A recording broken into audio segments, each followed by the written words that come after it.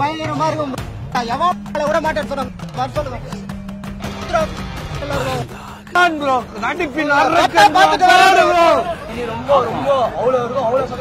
எவ்வளவு ப்ரோ? சொல்ல முடியாது ப்ரோ. அவ்வளவு இருக்கு ப்ரோ. எவ்வளவு ப்ரோ? எவ்வளவு ப்ரோ? அவ்வளவுதானா ப்ரோ? இருக்கு ப்ரோ. உள்ள இருக்கு ப்ரோ. உள்ள கத்துறோம்ல. சொல்லுங்க ப்ரோ. எப்பவுமே நீங்களா ப்ரோ?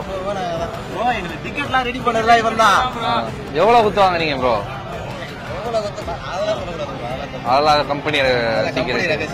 ரிலாக்ஸ். எவ்வளவு எக்ஸைட்டடா இருக்கீங்க? ஆனா செம hype bro. I mean as a ஃபேனா ரொம்ப 3 இயர்ஸா வெயிட் பண்ணி வந்திருக்கு. irrespective of the outcome we'll watch. கடவுளே சூர்யாவா? ஆமா. ஏன் ப்ரோ கடவுளே சூர்யா? அப்படிதான் ப்ரோ. எப்படிதான்?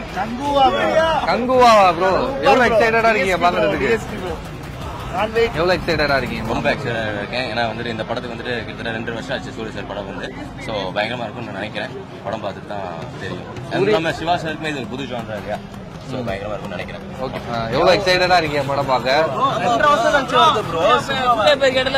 ஒரு மாதிரி ஆவறான் ப்ரோ. சூர்யா ப்ரோ என்ன மாதிரியா? ஒன் அண்ட் ஒன்லி நடிப்பின் அரக்கனா ப்ரோ? அசுரன் ஆயிட்டாரா ப்ரோ இன்னும் படம் பார்க்கல ப்ரோ. படம் பார்க்கல. இல்ல எவ்வளவு எக்ஸைட்டடா இருக்கீங்க கேக்குறேன். படம் நல்லா இருக்கா இல்லையா கேக்குறேன். எவ்வளவு ப்ரோ? சொல்ல முடியாது ப்ரோ. அவ்வளவு இருக்கு ப்ரோ. எவ்வளவு ப்ரோ? எவ்வளவு ப்ரோ? அவ்வளவுதானா ப்ரோ? இருக்கு ப்ரோ. உள்ள இருக்கு ப்ரோ. உள்ள கத்துறோம்ல. உள்ள வச்சிருங்க. Any creator, any director in Indian film industry வாய பொளந்து பார்க்க போறாங்க.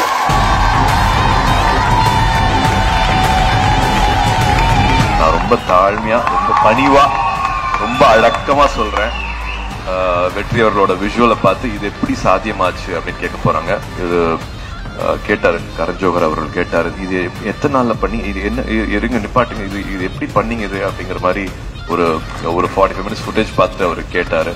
ஸோ அது இன்னும் நிறைய இருக்கு நீங்க பார்க்க வேண்டியது. So again humbly Jal say it will be a never seen before experience in the theater.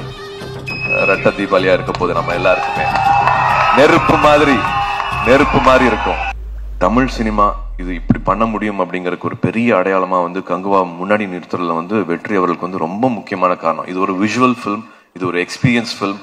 அதை வந்து முதல் டார்ச் பேரர்னு எடுத்துக்கிட்டா வந்து சிவா அவர்கள் சொல்ற மாதிரி அவரோட நெருங்கிய நண்பர். அவர் சிவா அவர்கள் மனசுல என்ன நினைக்கிறாரோ, மைண்ட்ல என்ன வருதோ அது வந்து மைண்ட் வாய்ஸ் அப்பவே கேட்டுரும். எங்களுக்கெல்லாம் லேட்டா கேட்கும், வெற்றி அவர்களுக்கு வந்து உடனே கேட்கும். அவர் திரும்பி வந்து உடனே கேமரா திருப்ப ஆரம்பிச்சுடுறாரு. அந்த பக்கம் வேற என்ன சிவா பேசிட்டு இருக்காரு, அதுக்குள்ள அந்த பக்கம் 10 அடி தள்ளி போயிட்டாருன்னா அவ எப்படியா எப்பவுமே அப்படிதாங்க அப்படின்னு சொல்லுவாப்ல. ஸோ என்ன மைண்ட் வாய்ஸ் பேசுறதுக்கு முன்னாடி வெற்றி அவர்கள் கணிச்சிருவாரு. அது சிவா அவர்களுக்கு தெரியும். ஆனா சுப்ரீம் சுந்தர் மாஸ்டருக்கும் அதே பண்ணும்போது தான் எங்களுக்கு வந்து ஆடாடா அப்படிங்கிற மாதிரி இருக்கும்.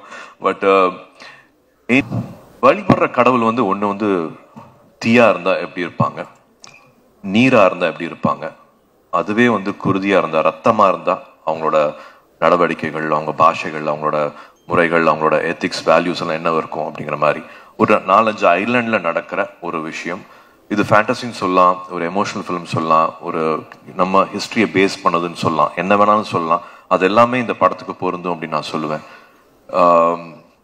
இது வந்து வெறும் ஒரு சண்டை படமா மட்டும் இல்லாம ஐ திங்க் எப்பவுமே வந்து ஒரு புதுசா ஒரு டேக்அவே, ஒரு டிபேட், இதை ஞாபகம் வச்சுக்கணும் அப்படிங்கிற மாதிரி இருக்கும்.